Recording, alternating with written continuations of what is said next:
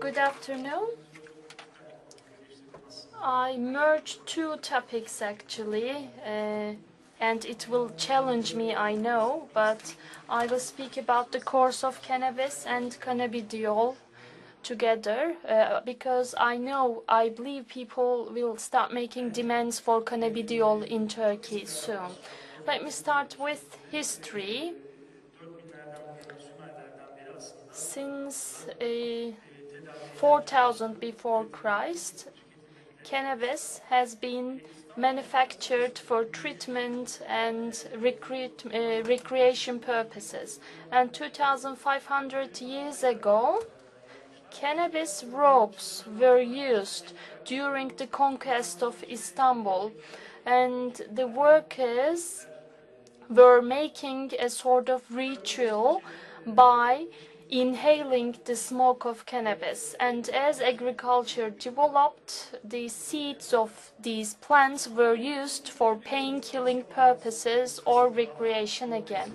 During the Ottoman period, Bayezid II used cannabis together with his colleagues, and in the 16th century actually, there are so many poets, Fuzuli is one of them, who compare, for example, cannabis and wine. And in the Ottoman period, during the reign of young Osman, it was banned. And during the reign of Murad IV, there were even more stricter measures, and the coffee houses, cannabis houses were shut down. And among the sultans in Turkey also, Abdülhamit Han, Vahdettin Han were using cannabis. And in the Republic period, in 1926, in the Turkish Penal Code, controlled production of cannabis was provided for. Then in 1933, with the enactment of a new law, legal cultivation of cannabis was allowed.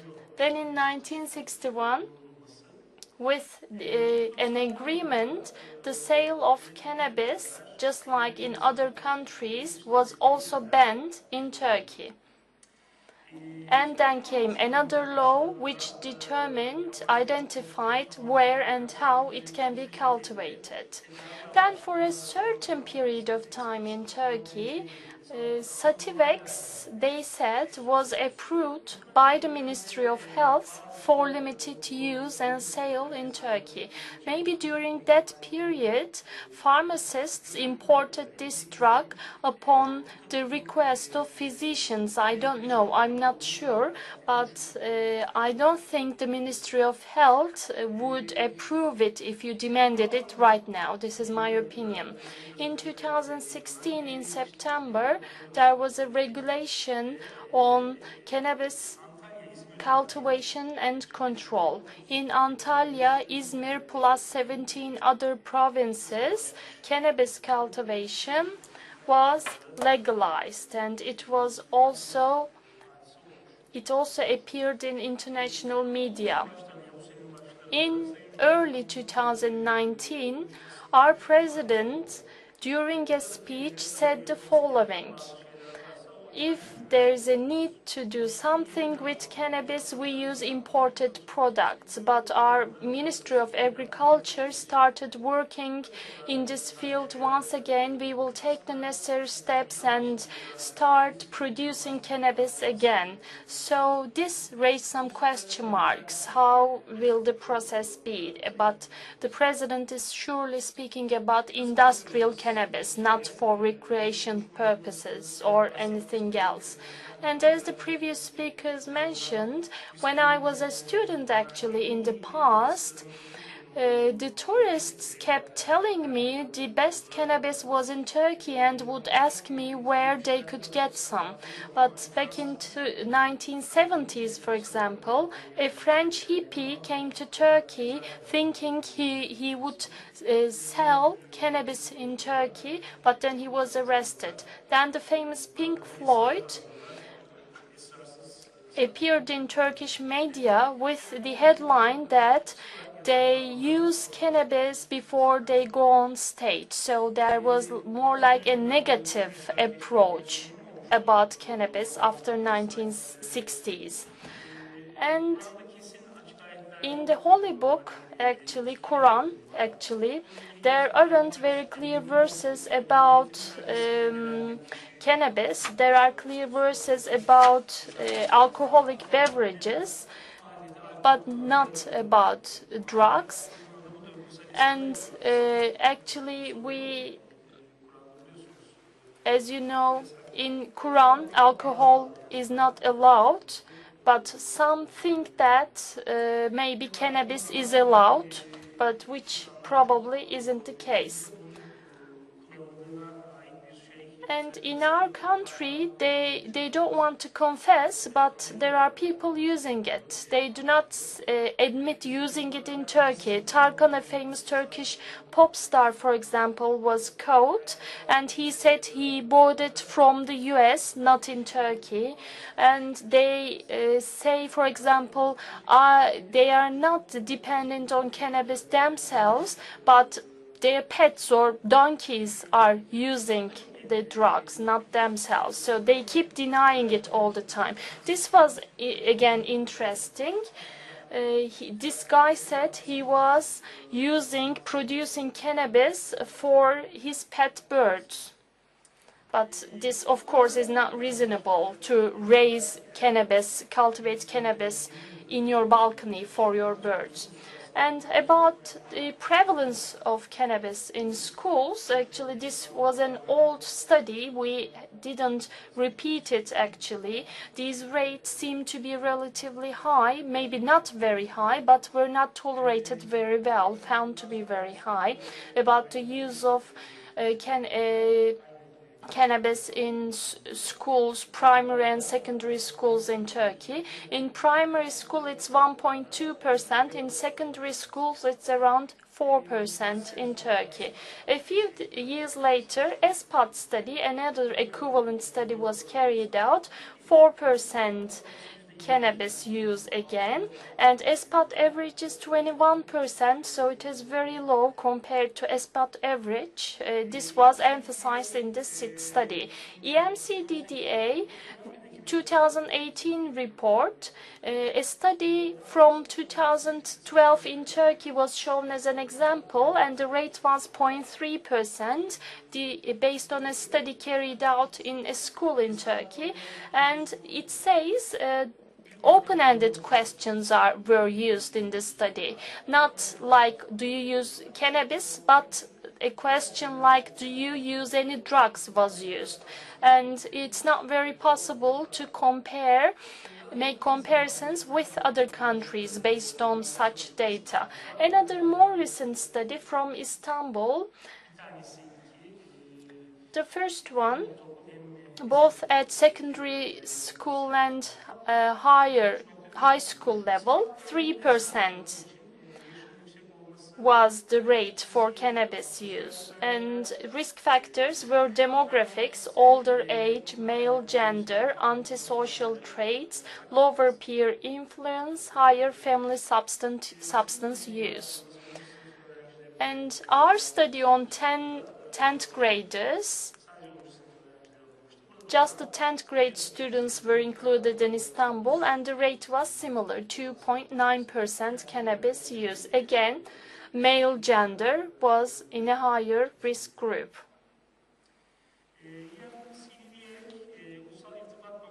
EMCDDA identified Turkish Drug and Drug Abuse Monitoring Center as its partner in Turkey. TÜBİM is the abbreviation. So looking at TÜBİM data, there's a 25% increase from 2016 to 17. And for cannabis, there's a similar increase between the same years. And in terms of the cannabis captured, illegal cannabis captured, there was an increase in 2017 and also 18. And for the capture of cannabis, we see that most incidents are related to having and possessing and using cannabis, and only 20% is about producing cannabis. So is cannabis useful or not? It's a hot debate, and there are both studies supporting it and who are rejecting it. But of course there are some limitations of studies. Inconsistent terminology, taxonomy is one of them. Poor objective measures is another one, and bias is another limitation. This is a study from Lancet. Adverse health effects are mentioned in this study. But to sum up, actually, nausea, pain, and MS. For these, there are positive health impacts. And for respiratory problems, the use of cannabis has negative consequences. But for metabolism, cancer, vascular problems, immune system effects, for mental health and brain functioning, the results are mixed, conflictory, and maybe understudied. This is from one of my chapters in a foreign book, in a book abroad. So to sum up, the use, the amount of use, the severity, dates, age of onset, these all are important for the negative outcomes. And these negative outcomes can be normalized over a certain period of time, but can they be reversed totally or not? It is not clear. So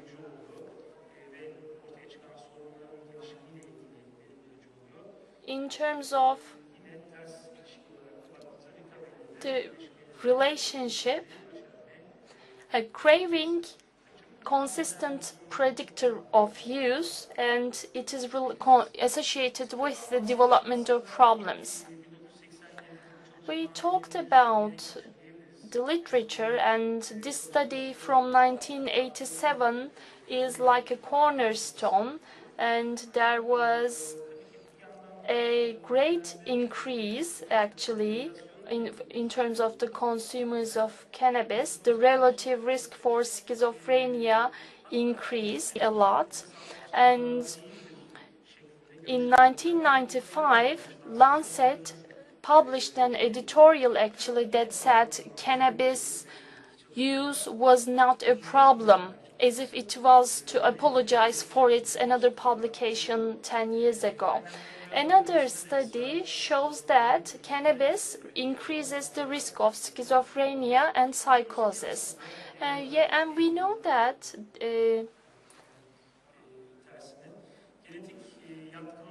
genetic susceptibility and the age of onset, the potency, amount, frequency, and duration of exposure are very important for psychosis. And looking at the meta-analysis and data, the risk is actually increasing from 1.5, somewhere between 1.5 to 4 times.